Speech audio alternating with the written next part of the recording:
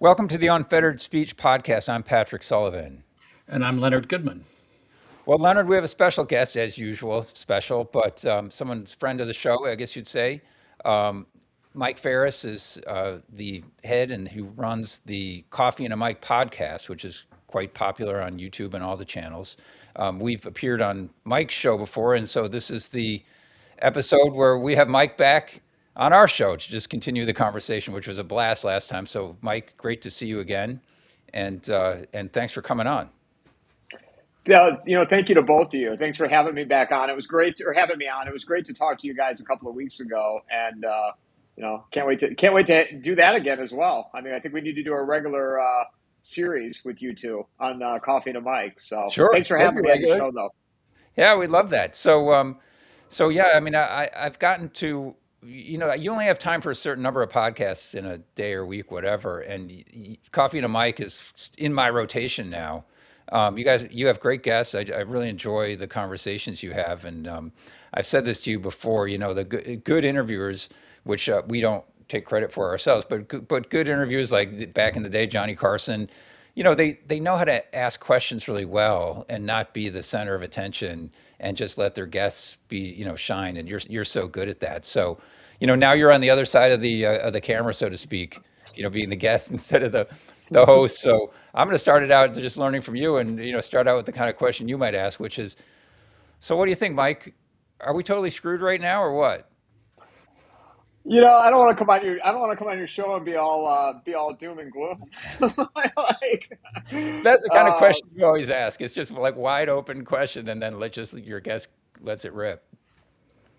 Yeah, I mean things are pretty heavy right now. I mean, I think that when you're looking at everything, and it's funny because we've talked about. I mean, you guys had Matt Smith on. Matt is a friend of mine, and I was taking this probably when we talked when you guys were on my show. I was taking this. I don't want to say optimistic. I don't like the word hope because hope's just not a strategy, right? But I also felt like every time we're on the precipice of something, as of late, nothing seems to happen, and I mean, I didn't think the launch would happen in Iran, and obviously I'm wrong. So it's like we think that we're on the precipice, and this time things have moved ahead. So I take that where we're at right now, and I think back to what happened in 2020 because 2020 to me was full throttle. And I had Matt on again, and in our conversation, there was a lot of parallels that were tied to it, and I think that's one of the best conversations I've recorded in a while because I think it's I don't think that event that happened during that time period is that wasn't by accident. I don't think that's a secret, but also when you look back at that and then you look where we're at now, I mean, I don't know if you guys are feeling it, but there's just a lot of similarities. When you say 2020, Mike, are you talking about COVID? What is, Yes, I mean, the rollout of it, Yeah. Operation Warp Speed. So the rollout of it, the lockdowns, how it started off localized on a different part on the other side of the world, and then you just slowly saw it coming in and just moving, moving, moving to eventually hitting the United States, hitting the states that we live in, hitting in your county, town, and all of a sudden things were just shut down. And and then life just changed, right? And I still don't think we've 100% got back on our feet from that time. And then you get into warp speed and mandating, these death jabs, like to quote my friend Michael Yan. You get into all that, but you look at where we're at, where things are going right now, with the fuel shortages, and you're seeing it. Like, I mean, like, panic buying in India or Thailand suggesting, going to 4 days a week from home. The Philippines, something just happened with the Philippines today where they're charging some type of surcharge on your hotel stay. I saw that like flash across my screen. And then I saw something in regards to the UK. So it's like, man, it feels like it's closing in again, like it did in 2020.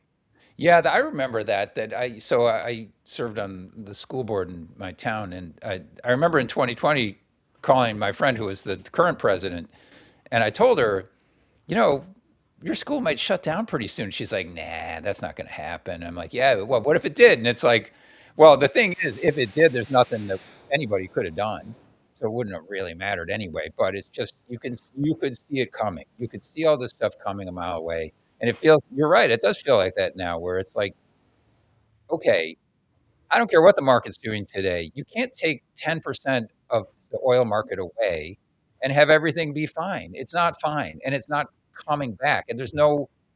If you can explain to me how it's going to come back when you know it might be more than 10%, but at least 10% of is it Qatar's or Bahrain's production is offline and it's not coming on for a couple of years.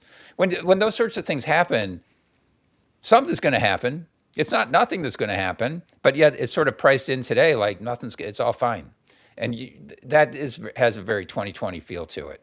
You see it coming, but it is what it is. It's coming this way. Don't doesn't it feel that way? And Yeah, um, it feels to me, not to interrupt you, but it feels to me that as of right now, and I could be wrong, and I'm more wrong than I am right. And what do I know? My line. What do I know? The only two people that are listening to me right now is you guys. So I don't know anything. But the trajectory of this, it feels inevitable as we sit here today, March 24th.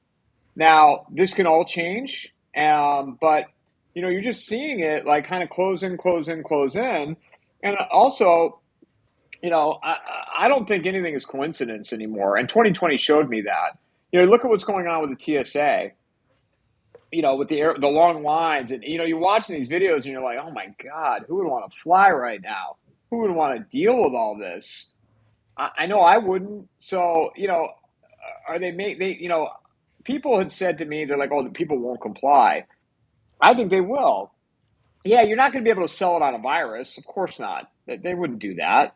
But if you make things so uncomfortable, so expensive, to the point where you're just like, this isn't worth it, or they could just close the airports down or the airlines, like but they what did during 9/11, right? Well, if you step back from all this, it's like if you said nothing happens, and it seems like the last year, it's only been a year that we've been in this new Trump administration. So many things happen every day, but then nothing really happens, right? Like Leonard and I have talked about the minerals deal, which was about a year ago now. Remember where it was like there was a whole, it's like a reality show, episode where we're not going to help Zelensky until he signs the minerals deal. And then Zelensky's like, I'm not signing the minerals deal. And Trump says, "Yeah, hell, you are selling the minerals deal." So they signed the minerals deal. Whatever happened? Are there any minerals? Is there any deal? Is there any?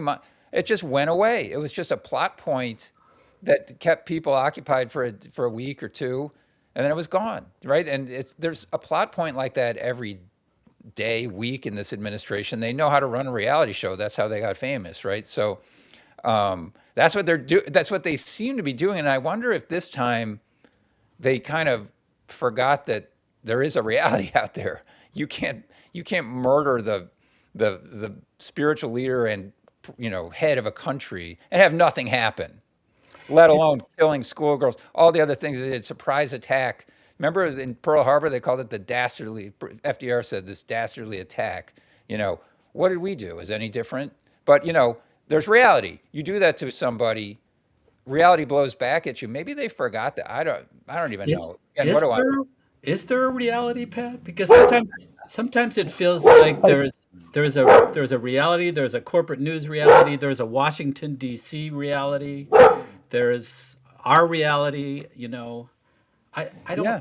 Sometimes I don't really know what is real anymore. I mean, like the hard reality of physics, right? Like, that kind of thing. Like your guest said, who'd you have on the other day was talking about fissile material and all that. The ticker The guy. South. Carl. Is it Oh, Carl? Carl Denninger. Yeah, Carl Denninger. So he said, look, I'm going to talk about reality of physics. And he was talking about how uranium enrichment works and all that. But, I think you're right, Leonard. There's so many realities, but then there's still like, hey, you walk outside with an umbrella, you're going to get wet. Like you can tell yourself anything you want, you can have any narrative you want, but there is something called the actual reality.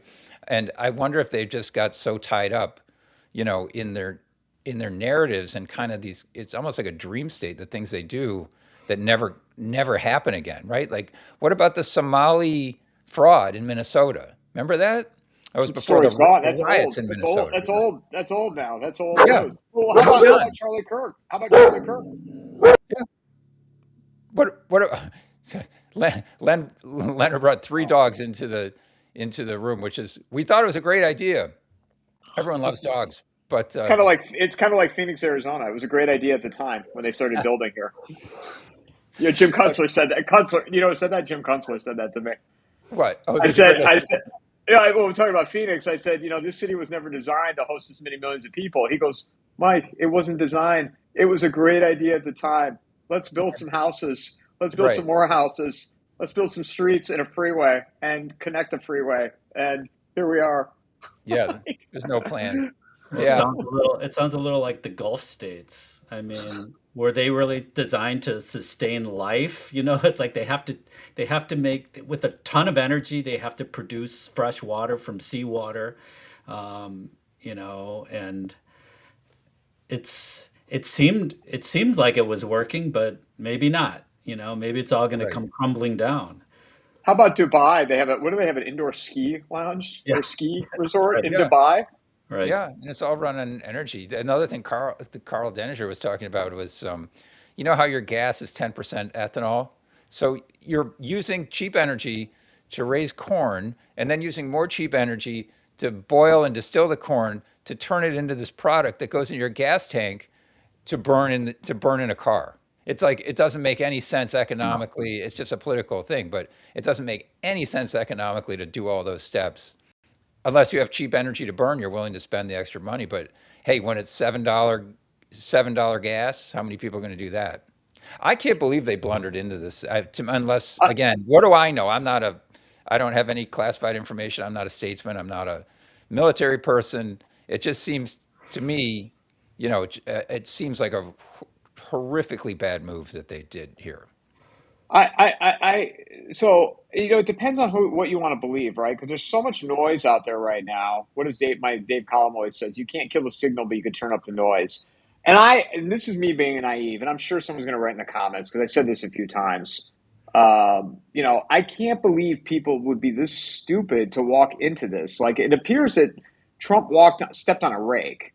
And I mean, I don't know. Wouldn't you war game this out? Don't you spend billions of dollars on this stuff? And yet people have corrected me, even in my personal life. They're like, Mike, these people are that stupid. Couple things that have come up in my conversations. Samer Cogliano, what's going on with shipping? Make sure I get the right name of this channel. Which, if you don't follow it, he's excellent channel. He's a maritime historian. He also teaches. He's a professor over at Campbell University in North Carolina. But I've known him. I've had him on my show for 3 or 4 years now, and it was funny because his channel's just exploded because all shipping right on the boats started with the Houthis, and now with the Strait of Hormuz. But we were talking about this, and he said, you can Monday morning quarterback this all day long. He goes, but what I don't understand was before the bombing started, why didn't they secure the Strait of Hormuz? You knew that was vital. You knew that needed to stay open. Now you have all these ships out there, which is turning out to be a humanitarian disaster because you've got I don't even know what the count 3,200, 3,600 ships out there or something that are just out there. And he's like, yeah, I know you can't telegraph that you're getting ready to drop bombs, but there had to have been some type of communication like, hey, what do you guys need? Or some type of something. The other thing is, that Carl brought up, Carl, why didn't Trump do an executive order on the stuff that is made here, the natural gas, the oil, fertilizer, so that way it could not be sold international. Because now with these shortages, you're going to have other countries that might pay hypothetical here double the rate, triple the rate, and of course the American companies are going to sell it for that high. So Right. to my knowledge, he still hasn't done that. No. Why?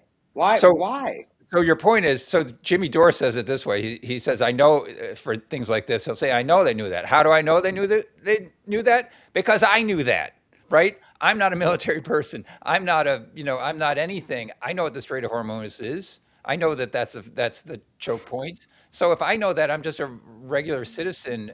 Surely the military knows this. Surely the people in the Defense Department know this, right? So yeah, it's a good question. Then why haven't they done any of it? I mean, the one thing I would add, and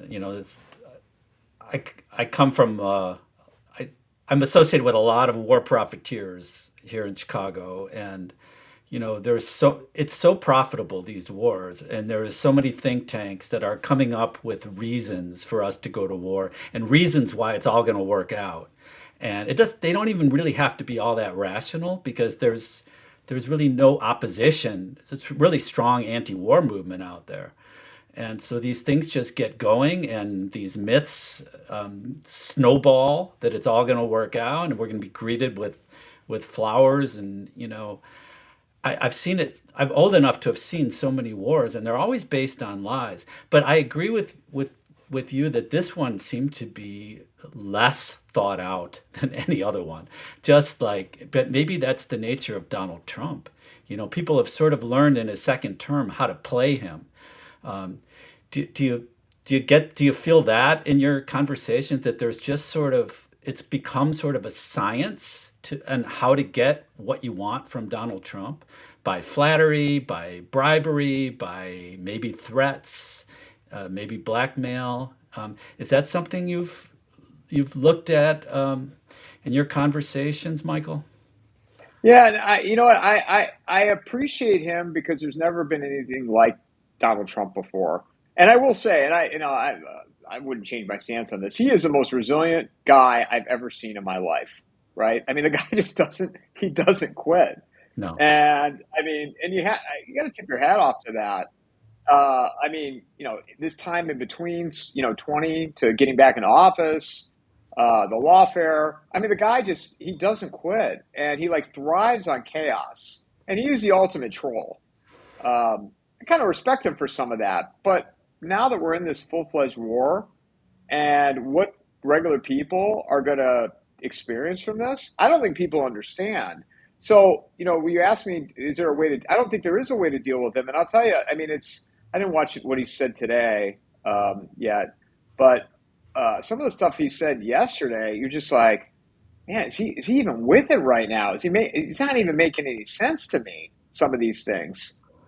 Well, one of the scary things that you sort of brought up is that Donald Trump, he is resilient. He doesn't quit. He never admits a mistake.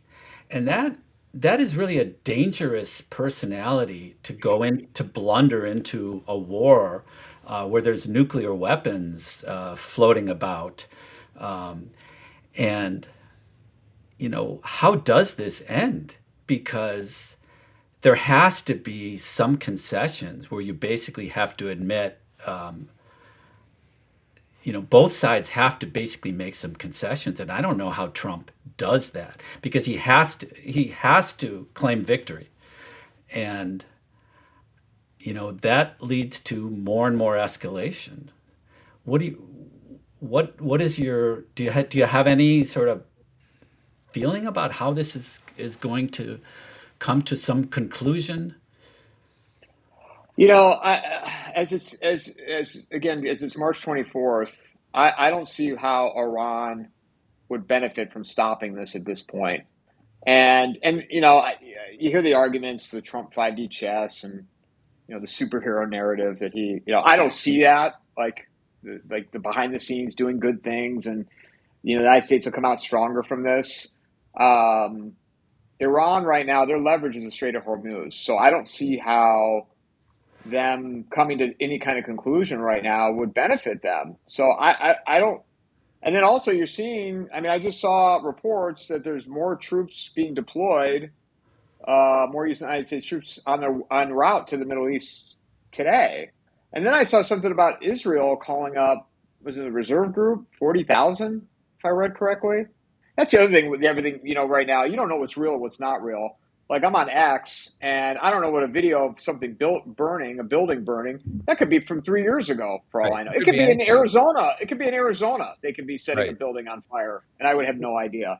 And also, yeah, you don't know what you know, but again, what I've seen is that somebody's trading this every day when Trump gives a statement that's more conciliatory or it's more belligerent.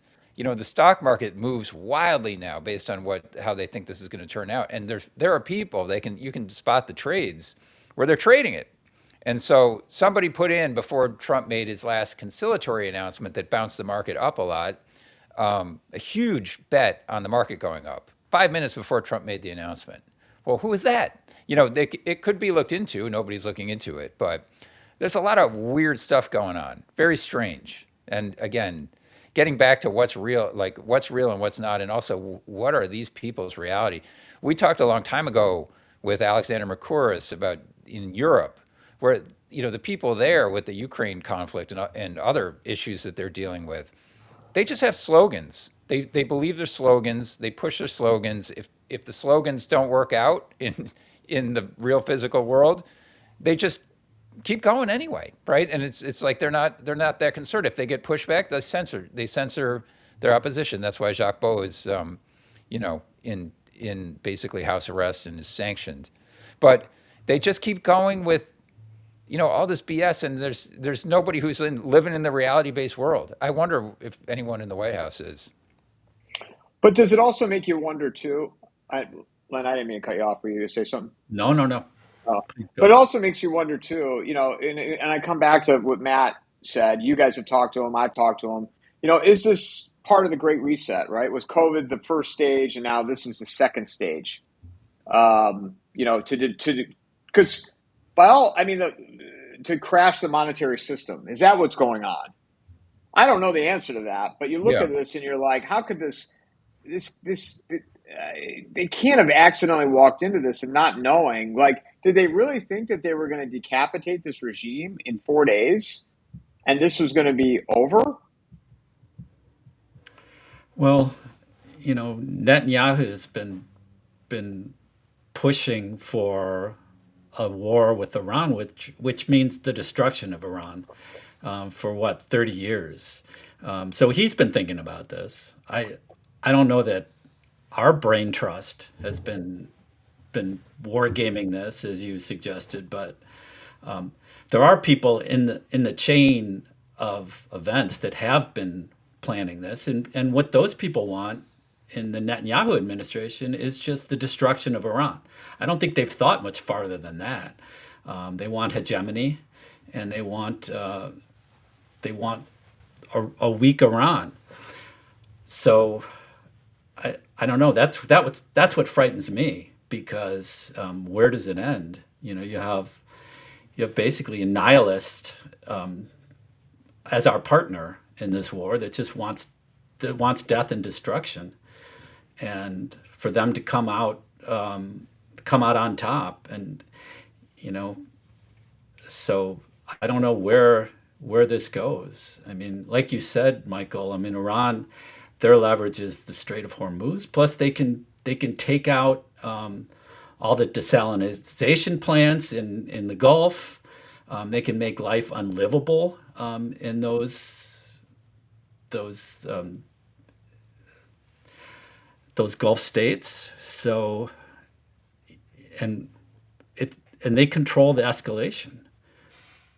So anyway, I just that's where I keep coming back to. Where are we gonna we got a map on the screen that I've been looking at a lot. Those maps of Iran and the Middle East and the Strait, and you know, I played Risk as a kid, but I just don't know how this ends. Well, and they Yeah. can financially cripple too, right? I mean, and that's what Iran, and they know that, and this is what I don't think people realize in the United States, the blissfully unaware. I quote my friend Steve Murray. The people that think that they're going to be immune to this, oh, comes back to COVID. It's on the other side of the world. It's not going to impact me. Yeah. Well, I mean, they're feeling it already with the gas prices, but I don't think they really understand, the level of expense that's going to come along with this. And, a lot of people are struggling, right? I mean, life is expensive, but it's about to get a lot more expensive. And that's, so, the Iranians know this. So they want to, I mean, it's easier for them to, just not easier, but like the beating that they're taking, and I'm sure they're taking a beating, but so is the United States. So Yeah. is Israel. I haven't Well, seen any Tim, if you videos get of Tel back to the Aviv. we get back to the narratives of this, right? And it's like, okay, it started out right this on February 28th or whatever. Wasn't the rationale they were going to attack us first, or it was that it was about nuclear enrichment, but we obliterated their program. And if you said a month ago or whenever it was that we were there last time, maybe it was 6 months ago, it was obliterated. And if you say it wasn't, you're fake news. But it's not obliterated, and now we're going in. But it's not about the nuclear plant. It's about the missiles. We got to get those missiles. The narratives just kept changing all the time. Oh, it's about the missiles. We got to get the missiles. Well, we need allies to have this work. Well, we don't need any allies to make this work. We're winning. We've destroyed everything. Well, we still got to destroy the. It was sometimes in the same sentence. People were, especially the president, was saying things that were completely contradictory. It didn't make any sense at all. Like the whole thing makes no sense. And then here's another thing that makes no sense. There were all these protests last month, right, about ICE and the ICE um, actions in Minneapolis. Organized protests. Where are the anti-war protests? Why are there not? Why aren't the Democrats protesting, or people who were in those ICE protests? I don't think they're very fond of the Trump administration. Where are they now? It's like the dog that didn't bark, right? Like, are they secretly for this? I don't think, you bring up a good point. You talk about in relation to Democrats and the midterms, and because people are talking about the midterms now and how this is going to impact, and I don't think they care. I don't, and even if the Democrats were to take control of the House and the Senate, they're not going to do anything to stop this. No, no.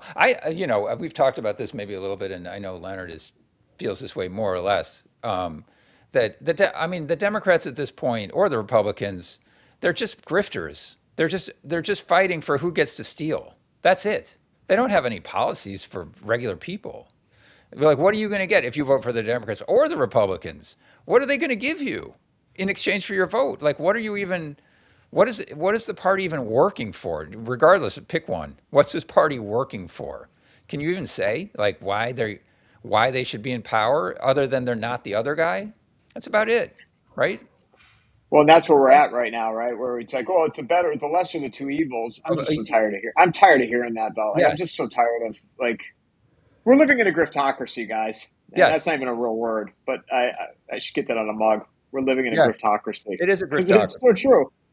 No, Like, because as Leonard is saying, they're making a lot of money off the defense, all the weapons that were blowing up, right? So defense stocks are up 20, 30, 40% in the last, well, month.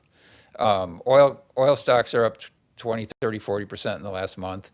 That's it. So you can make money off of that. You can trade, you can get insider information and trade on the volatility. So you can make fortunes doing that, right? And then you get into, well, all the things they're doing with AI privacy. So I wanted to ask you about that too. You say that this might be part of some reset. Another one of your great guests, Aaron Day, who I think we're having on our show soon, really focuses on these sorts of issues, privacy, what's being built into AI in terms of privacy and tracking. Um, why would you have to do all this when you've got all these great bills that are going to make it impossible to get on the internet without showing ID first? Um, why do you need to shut down the Strait of Hormuz in order to make all that happen? It doesn't even. I mean, they've got it right. I mean, according to Aaron, the people in charge of technology are going to get your information. They are going to track you even more. They are going to be watching over your thoughts and expressions even more than they are now. So, what else do they need? I I think they don't. already have it though at this point, don't They you? already I have. mean, when you look at, I mean, I never thought like this until after 2020. But you look at all these companies like Salesforce or Epic on the healthcare side, or everybody that has a Ring camera at home, or traffic cameras that you drive through, and on and on and on. Like they keep all of that stuff.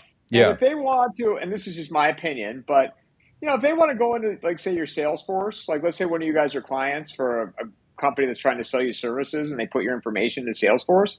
If the government wants to go in there, or Epic for healthcare, they're going to do it. And what are you going to do about it? You're not going to do anything. I mean, No. Leonard has a fighting chance. He's an attorney. He's taken on some of these types of, entities before, but it's good that we know him, right, Patrick?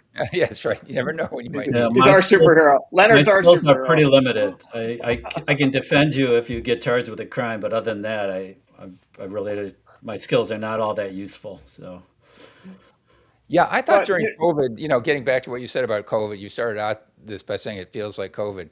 I thought that those at least in where I live in New York, New Jersey, you had to have a vaccine ID card, and you couldn't go to Right. restaurants without showing this card that that was a vaccine ID card.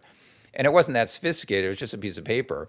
But, I thought, well, that's the beginning of digital ID. That's the beginning of, they'll add more onto it. Like, are you a smoker or not a smoker? Are you or did you do that? Did you vote last time? Put that in your ID card and that sort of thing, and sort of build a profile of you and a social credit score and all that. But then it all went away, and it was like, okay, well, if you did all this, if it really was not just a freak accident and it was some sort of plan, then why wouldn't you just keep going with that vaccine card and make it more, and every year improve it, make it better, and then you've got your social credit score. But that didn't happen, I will say. I mean, Don't you could have. think that? Don't you think, Pitt, that they need some big event? I mean, it was 9/11. They had all sorts of stuff ready to go. The Patriot Act, this and that, ready to go for 9/11. Yeah. I mean, the Oklahoma City bombing. They had legislation ready to roll back habeas corpus. It was called the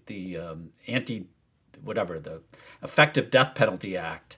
So all these things are just sort of waiting for some catastrophic event, and then they're ready to go. And so I don't know whether whether this was planned chaos or whether this was something we bumbled into. But there's plenty of people, grifters, waiting to take your rights away on the next opportunity, and whether this is going to be the opportunity that allows some of these horrific plans to be implemented, I don't know, but it's something we have to be vigilant about. But it's Yep. also a slow burn, though, too, right? And to where, they don't want the knives coming out for them.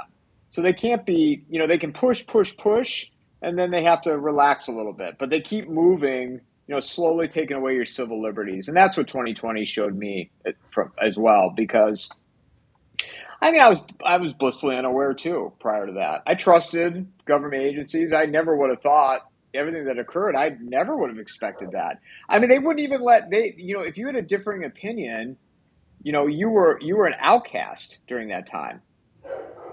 Yeah. You want to Yeah. go see your family? Like if you wanted to, you want to go see your dying relative, you were a bad person if you did that. Right. And that's what I think was it's with the MAGA people now, it's like, and even these people that think Trump's behind the scenes doing all these good guy things, it's like, did we forget that? Did we forget about all that in 2020? And who was the president during that time? Now, here's the hopium side of me. I want to I want to hope that he got duped, but does it matter? It doesn't really matter.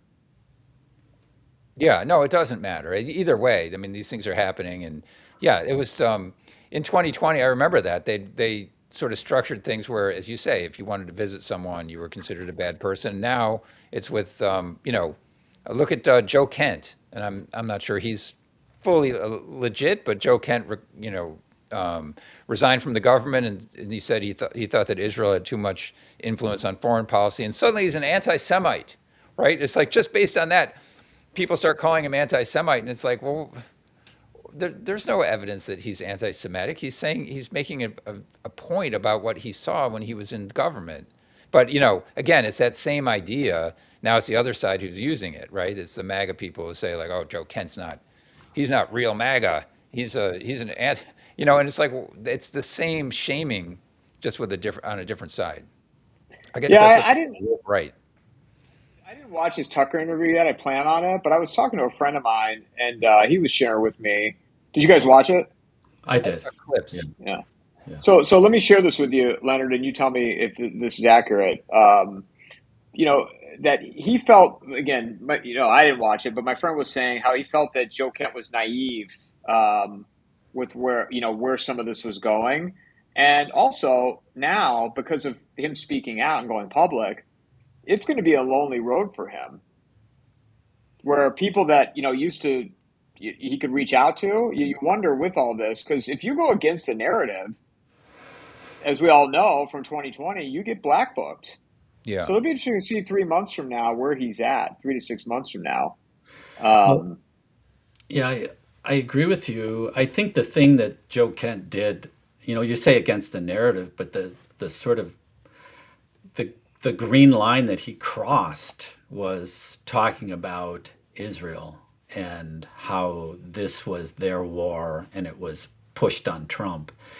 And it has nothing to do with our national interests. I think that was crossing over to new territory, and I agree with you. They're definitely going to try to make him suffer for that, and you know, controversialize him is a phrase that they used to use to just sort of marginalize people who are saying inconvenient truths. So we'll see what happens. Yeah, just like the medical freedom doctors during 2020, and they just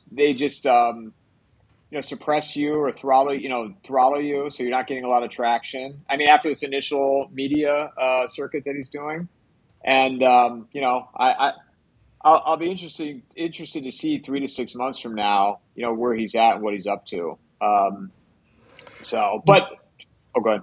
I was just going to Sorry. say, that they've been trying to do the same thing to Tucker, and I don't know that it's working. But all the knives have been out for Tucker for quite some time, and I don't know. He seems to be quite resilient, so we'll see. I mean, I kind of we need we need voices. We need to have voices and people willing to to say to to to say things that are forbidden and to push because people need to wake up. And if you take away those voices, then we're all fucked, in my opinion. So You think people are waking up, Mike? I mean, how would you? What's your take on that? I think people would comply again in the right scenario. I think people would willingly comply. People might be more awake, but are they? How much would they push back in the right scenario? You have to. If you scare people enough, they'll comply. well, do you think COVID changed the relationship of American people and media? Because I feel like there was sort of this awakening of people that, you know, it's kind of like, when your parents tell you as a kid, if you smoke pot, all these bad things are going to happen. You're going to end up on the streets and, a junkie. And then you try pot and wait a second, none of that stuff was true. I feel like, there's, that there is some lasting effect from COVID in terms of trust for government. And it's not just COVID, but it might be building on a lot of things. But so much of what we were told as fact turned out to not be true and to not even have any scientific basis behind it. And also to be quite dangerous, some of the things that we were told for our kids. And, I don't know that people have lost trust in the government after that. I think it might be 20%. It used to be 5%. Now it's 20%. It's something like that. Maybe it used to be 10%. Now it's 30%. But it's something like that. It's not everybody. I mean, I think a lot of people still see the world through a partisan lens, and so you know, there are a lot of people who used to be, on board with everything from the COVID regime forward, who really hate Donald Trump. And so now they're worried about free speech. Now they're worried about wars. Now they're worried about this or that. But it's because it's being done by Trump, who they hate. Um, and if you say, well, what about the things that the Biden administration used to do? And they'd be like, oh, it's not the same, or oh, that's a just different order of magnitude.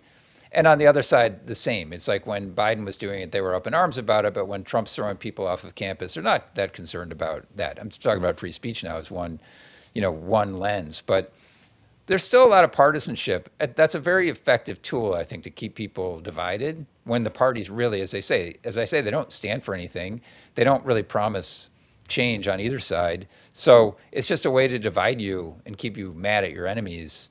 But I think a lot of people still see things through that light. So many young people don't trust the Trump administration, let's say, but I'm not sure they don't trust the government itself yet. Maybe they will. Um, See, see, I think the young people, I think they trust the system even less. And the only reason why I say that is because they're taking the non-traditional routes now, right? More. I just was talking to a 18-year-old this morning, ironically, in relation to he's not going to college, selling cars, and he started some type of I don't even know eBay business where like so, there was a term for it. I don't remember it. It was like, all right, Leonard, you're selling a candle for $15. I'm buying that candle from you, and then I'm turning around and selling it for $20 to Patrick or some. And there's a term for it, like ground shifting, or I'm getting it wrong. But I learned all this morning at the gym talking to this young guy, Where did you and he said find he's this just guy, Michael? Just out of curiosity. I was at the gym. I was at the gym. He was this big kid. And I said, I go, can I work in with you? And he goes, yeah. I go, I'm not getting in your way. I'm not messing with you.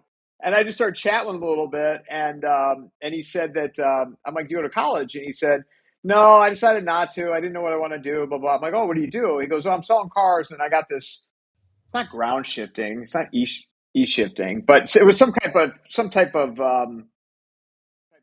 side hustle, as they like to call it, that he was doing. it reminds me of I just saw a clip of Beavis and Butthead. There's something where they go out to sell candy bars and they sell it for $2 to the other guy, and then the other guy takes the $2 and sells it back to him and says like, "Hey, I'll buy it." So they eat the whole candy by trading the $2 back and forth. So Yeah, sounds like what but he's up to. I don't think but I don't think the younger people, I don't think they're uh, buying into the narratives anymore. They Yeah, don't want to hear it.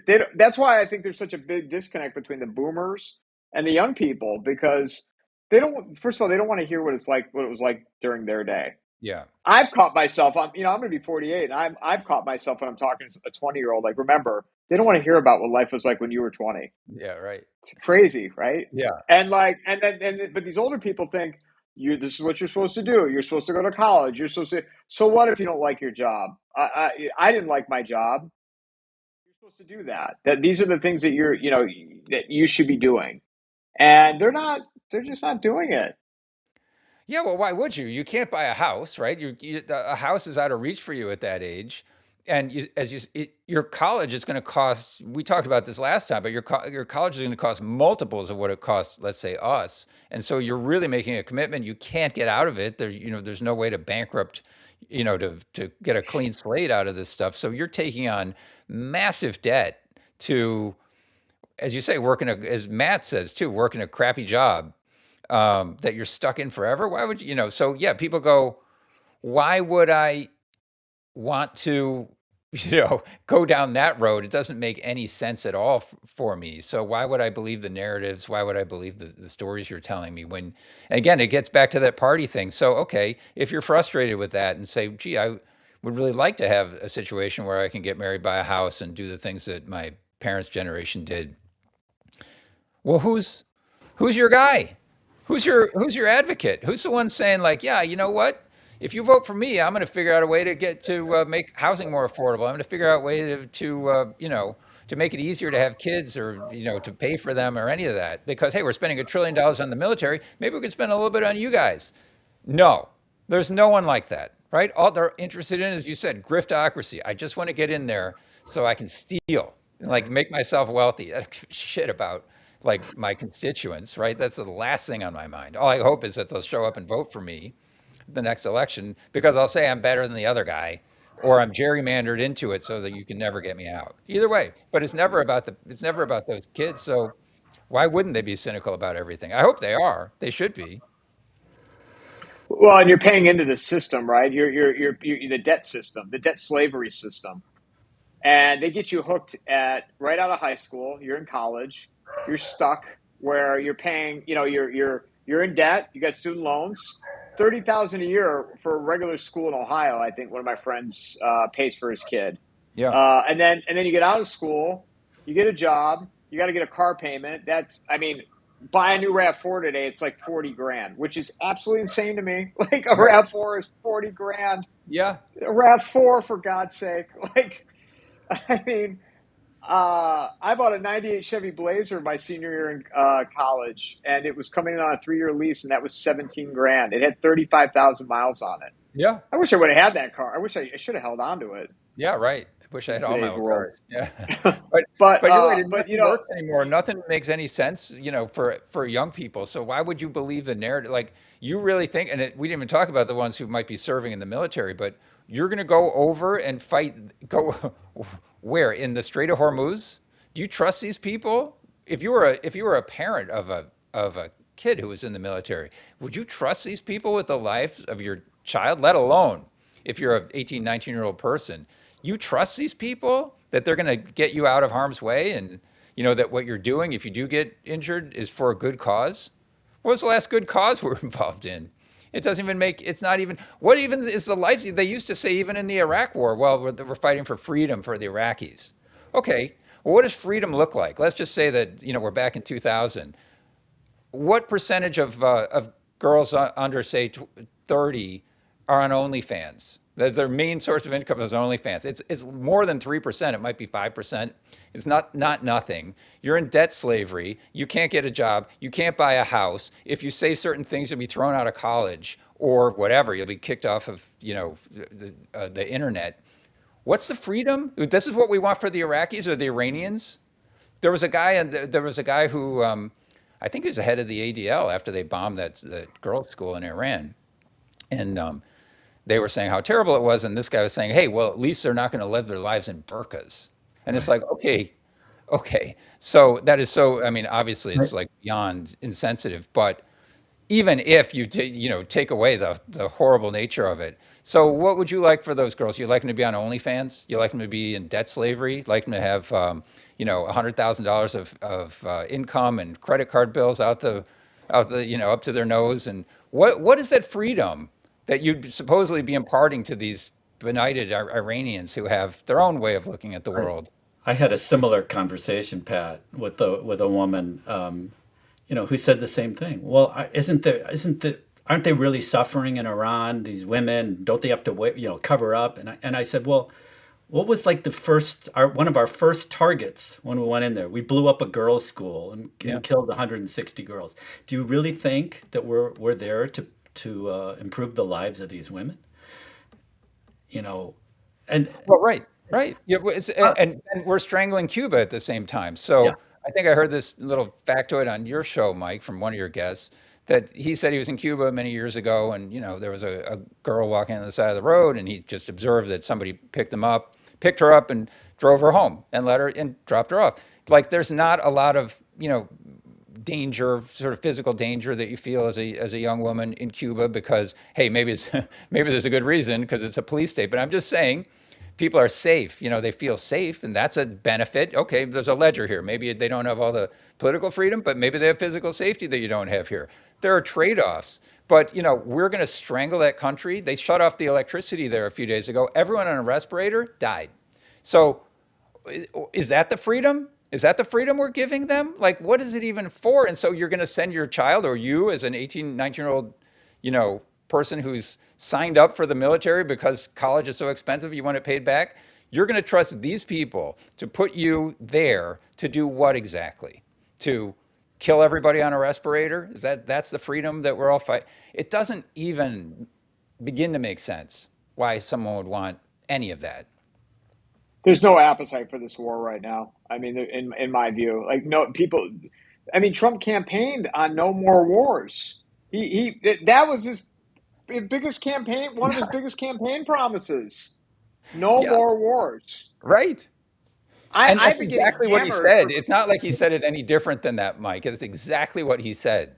And someone was saying, well, it's on, I heard Michael Tracy say, well, in fact, the MAGA movement was always about going after Iran or whatever. And it's like, no, it wasn't. It was about no more wars. And someone else said, well, if you voted for that guy, it's on you because, such a swindler, whatever.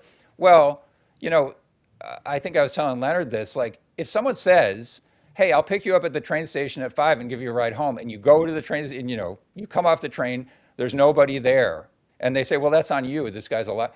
Well, I did what they told me they were going to do, and in this case, Trump said no more wars. How many wars have we been in so far? Like that's not on the Well, voters. That's on him. Well, and I'm glad you brought that up about the voting because, and I never answered your question in relation to the AI and the big tech people because, but I think it ties in there if you don't mind me taking it there for Sure. a second because one of the things I said, and I was wrong on 2020. I thought because, or excuse me, 24, because I thought the mechanisms that were in place in 2020 for them to cheat, which I do believe they cheated in those key states, which would be Wisconsin, Michigan, Arizona, where I live, Wisconsin, Michigan, Georgia. Arizona, Georgia. I feel like I'm missing one. Wasn't there a fifth one somewhere? Wisconsin, Whatever. maybe? Pennsylvania, Oh, Pennsylvania, Pennsylvania, yeah. Pennsylvania was the other one because remember they put the couldn't see in the windows, right? In Philadelphia, they blocked it off in the middle of the night where you couldn't see in. But one of the things that I had said, I thought Kamala would be installed, and obviously I was wrong. But as you look back on it, Big Tech did everything they could in 2020 to make sure he did not get elected. They changed the rules within certain states, so that way they did the mail-in ballots, drop boxes, all those drop boxes in certain states. I mean, Arizona elections are a mess anyway, but um, in 24, all these big tech people got behind him. They got behind Trump. And, you can get into the whole Dominion voting machines, Venezuela. I don't know. I don't know about that. I think we're getting into superhero stuff with some of it, but maybe it's true. But the drop boxes, I think, were very effective. These people that were going into these nursing facilities and signing people up to vote. I know in Maricopa County there were people that weren't even living here anymore, and they got a ballot. They got multiple ballots. So the fact that these big tech people all came behind him, and then as soon as Trump got in back into office, Larry Ellison's there. You're seeing dinner with Mark Zuckerberg. Big Pharma is down at Mar-a-Lago, and these instruments that were tested during 2020. The universal basic income, the tracing, right? The COVID tracing. Those are all, to me, were all testing mechanisms to see how effective these things were, how they were. I mean, they were able to deposit money into the nation's our bank accounts. We didn't even ask for it. It just woke up and it was there. Yeah. Well, and it all seems hard to believe that it wasn't, again, in the 2020 just like you always say, Mike, what do we know, right? We don't have all the facts. I don't know. I was talking about insider trading that seemed to happen yesterday or the day before.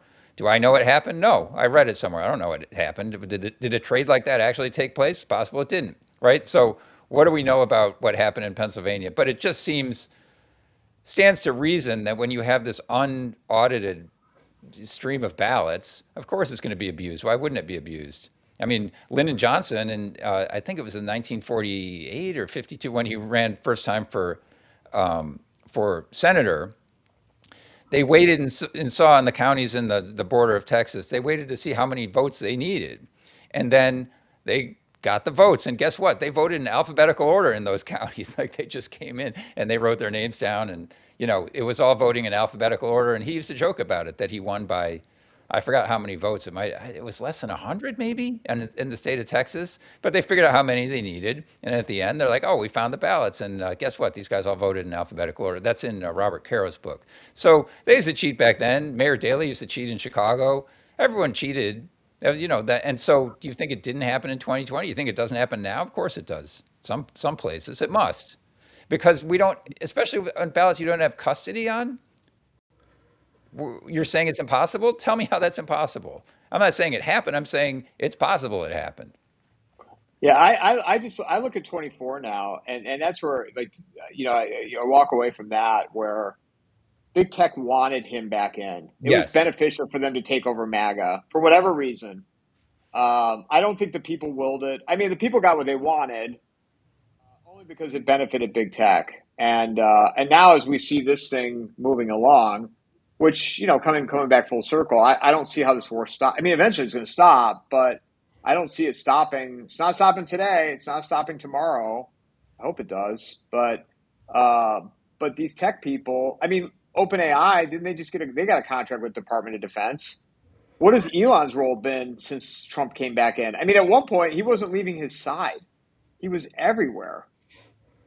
And what Well, I find comical about him is, you know, uh, free speech, free speech. That guy's worth like what is he worth like 700 billion or something? on maybe more. government contracts. Government Yeah, contracts. yeah, I've never gotten a government contract before, but I have to believe if you're getting that kind of money to be the most powerful, wealthiest person in the world on government subsidies, you can't just say whatever you want. Well, Bezos as well. I mean, people thought Bezos was going to save mainstream media, and by purchasing the Washington Post. Well, this is a guy that's, yeah. I mean, Amazon, their main income source is the federal government, the CIA, their cloud services.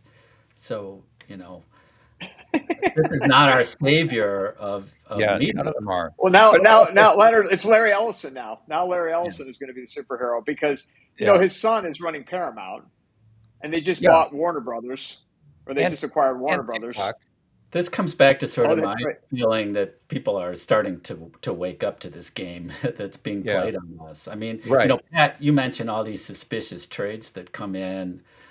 I saw some of the things that you posted today. Yeah, I mean, but then on the other hand, who's going who's going to investigate them? You know, Well, apparently, but what I read is that there's a woman in the Batman. SEC who she just resigned because she wanted to investigate the Trump family for yeah, right, suspicious trades. exactly. My point exactly. Fired her Right, ass. right. So And this sort of comes to another issue if we have time to sort of, you know, I think I'm a I'm a cynic. There's no question when it comes So am to I. the federal government, and I like the fact that people are starting to wake up. And one of the things is just the Department of Justice. I've been dealing with them for 30 years, and I see the games they play. But I think other people are starting to wake up to that because, you look at so the JFK assassination. I think people generally believed what the Warren Commission came up with and it was a lone shooter. And now years later, we're starting to see that we weren't given all the information, and that the people that worked their way onto the Warren Commission corrupted the process. Now we have the Charlie Kirk assassination right before our eyes. There's an official explanation as to what happened. And no one seems to believe it. At least nobody that I ever talked yeah, to believes that they're being told the truth. No one believes, and who has the power to get to the truth? It's the Department of Justice. They have subpoena power. They can impanel grand juries. We can't do that. And so there's a lot of people. There's Candace Owen, bless her heart. She's trying to investigate these leads, but she doesn't have the power to command the information that's out there. The only people that have that power are the federal government, and it's pretty clear that they are not on our side. They don't want to know the truth. They still won't release all the JFK files. no, but So again, that was a promise of Trump. I guess getting back to full circle at the beginning when we talked about how nothing ever happens, right? So when supposedly you were going to find out the JFK files, you didn't. It never happened. That plot line went away. There are so many plot lines that have just gone away, right? Like I said, nobody ever got prosecuted in Minneapolis for fraud. Okay, that just went away, right? Or um, Charlie Kirk. Well, everyone knows it's fake, but we're not going to get to the bottom of it. It went away. What about the Trump assassination? Went away. Never got any Well, explanation or investigation. It's gone. What about Elon and his black eye? Remember, he was, as you say, he was side by side with Trump the whole time. He shows up one day with a black eye. What was that all about, right? And then he quit the administration, and then he tweeted out that Trump's in the Epstein files and fuck everybody, right? And then it was all gone. It all yeah. disappeared. Nobody ever said what the black eye was. Nobody said what happened. Did they have did someone like beat the shit out of him the night before? Like over what? Like so, but no resolution, no final answer. Hey, you want to vote these people out of office? You're going to get crooks exactly like them. Because of no final answer, you're never going to get resolution. Think about Harry Truman back in the day. Like he used to prosecute people who were, when he was a senator, he would prosecute manufacturers who were, overcharging the government. And there'd be a resolution. If you overcharge the government, Harry Truman found out about it, you'd get prosecuted, you'd go to jail. There was a resolution. But today it would be like, yeah, you know what? There's a lot of fraud. Yep, yep. Well, there is. Sure is. That's bad, isn't it? And it's like, that's the end of it. It never moves on. We just, have a reality show with a new page. It's like every day is someone with a short-term memory, you know? Well, and I'm glad. I'm glad that do we have time? A few more minutes, or are you guys Yeah, a wrapping couple up? minutes. Yeah. Yeah. Because Leonard, you bring up Charlie Kirk, and we touched on that earlier in relation to Tucker Carlson, and how Tucker Carlson's is able to keep doing what he's doing, and it made me think with all this when this bombing started, like man, they really were threatened by Charlie Kirk, like, and I don't believe it was for his content creation. I believe it's what Turning Point had turned into as a political organization because they're based here in Phoenix. I used to see him at the grocery store. Oh yeah. In fact, I'd seen him a couple of months before the shooting, and but you look at it now and you're like, man, he was really a threat. And and you can go into the who did it. You guys have heard all these scenarios. I mean, and it could have been, it could have been Israel. Could have been. I think. I mean, it could have been Israel. It could have been a combination of Democrats, Republican, powerful people. Could have been a combination of all three. But for whatever reason, powerful people felt this man could not be alive. Which who would ever bet if you were going to say him or Tucker, or Candace Owens, or a lot of journalists do it. Nick Fuentes, is a very what's the word, polarizing figure that are speaking out against the narrative. But Charlie Kirk was like apparently the biggest threat. Well, he was also what a few months before he died, wasn't he in the White House telling Trump, "You cannot go forward with an attack on Iran. This is a huge mistake," and got thrown out of the Oval Office. Yeah. So Well, maybe Like one of Bill the big things Ackman, didn't Bill Ackman flew him out too. He had said Bill Ackman flew out him and some of his influencers, which I never got the list of what influencers were with him, but right in the Hamptons. uh, yeah. yes, and Yeah. trying to understand his position on things. And Well, isn't one of it the things crazy that about he's the him, biggest threat the out reason of he might be everybody? a bigger threat is because of all those people you mentioned, Candace, Tucker, Fuentes, um, LA, Charlie can swing votes, right? So King. Young votes. he could Young swing votes. young votes. Yes. So none of those people could say, "Hey, I put Trump over the top in 2024."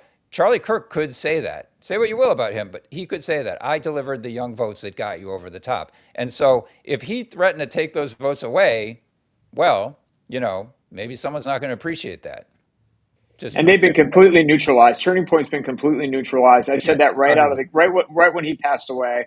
I said that company, yeah, they'll have a big AmFest, a lot of money will come in, but to me, they're completely irrelevant now. I mean, the only way they have a big, if Tucker Carlson shows up for their AmFest, yeah, it's always going to be big because Tucker's in the media world is at the top of the food chain right now.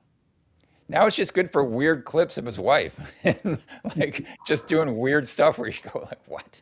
Like that She's just doesn't. not likable. I mean, she's Yeah. not likable. She's not relatable. And I've heard. I mean, like Dave Collum. He thinks she was trafficked, and what was it, the ties to Romania, and some of that might be true. But in simple terms, you look at her, she's just not likable. And Yeah. I don't, that picture in front of the coffin was just weird. It's Was weird. Everything she so does is weird. weird. And then Yeah. did you see the video where she's driving by Turning Point, and it was a kid, which you never see the front of the kids. Never see the front of them. And the little child who I don't know, 2 years old, is saying Charlie Kirk is driving by Turning Point. While there's a Coldplay song playing in the video, 2-year-old could say their father's first and last name. I mean, I'm not a parent. You guys are parents. Could your 2-year-old kid have said your first and last name at 2 or 3 years old? No. No. They'd call you daddy or dada or something. Right. Yeah. And would they But know by looking at your building, Turning Point, without your dad's name on it? Would they have known Charlie Kirk, Charlie Kirk, Charlie Kirk? it's also heavy-handed and produced. It just looks so weird. It's like if it were just more natural, if they did nothing, it would be better than what they're doing. But it's like well, they did it with the shooter's text. He created a whole essay while he was on the run, spelling out in detail, what he did, and it's like, okay, you didn't have to go that far. Like if you take it too far, then it just doesn't smell right Who anymore. does that? Bullets Yeah, with Antifa. That what was it, stashed in the woods. yeah, And yet he woke up that morning on the a stage where there's 3,000 people watching and was able to hit a shot right through the neck. yeah.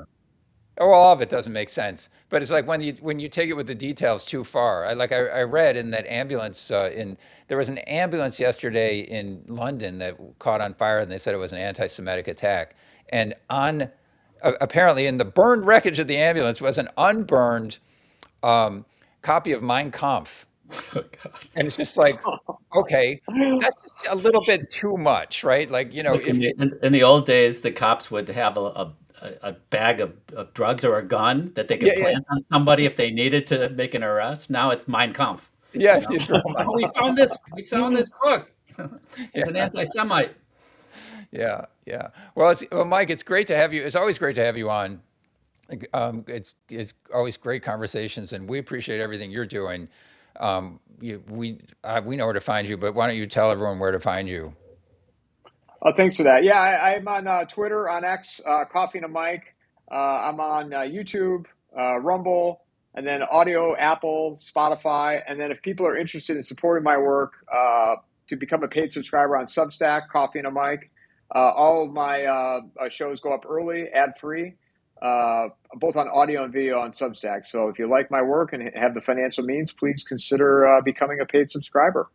Oh, thanks. One of the things, Mike, I forgot to, it was on my mind to ask you, both Leonard and I were talking about it, we never got around to it, was how you got started, how you got so big. What was your journey to get here? Well, next time we're on, maybe we can talk about that because we're always interested in how people get there. Like we just interviewed a woman who has an investigative journal in New Orleans, and we talked about how she got there. So anyway, fodder for another conversation sometime is hear your story. It would be interesting. Anytime. I'd love to, anytime you want me to come back on, and then I think we got to schedule another one to have you guys come back on. And God knows, if even a week from now, there's going to be a lot to talk about. Be a Right. So, different episode of the reality show we're living in. And I apologize for the dogs. I no, usually that's okay. it Can was I, can I, can yeah. I, can I add one thing though, as we're wrapping up? We Yeah. talk about this reality show that we're in. You guys realize that there's going to be a UFC fight on the White House lawn in June, right? Yes, Do you know that? right. I did Yes. not, but of Leonard, course you didn't know that? I did not. There's going to be a UFC fight in June on the White House lawn, and they're going to be. I think they're going to be walking through the Rose Garden. You can't make this stuff up. They're going to be Yeah. walking through the Rose You Garden. know, the one thing about sports is it does provide us some reality. It is Yeah. real what we're That is watching, real so I'm on looking some forward to level. that. On some A level, cage I think fight. those A guys cage can. fight. Those A I cage think fight those on the guys lawn. can bet on the outcome as well. But anyway, yeah, there's more real than most things. Well, Mike, great to see you, and we'll talk again soon. Appreciate it, guys. Thank you so much. Okay, Take Mike. care.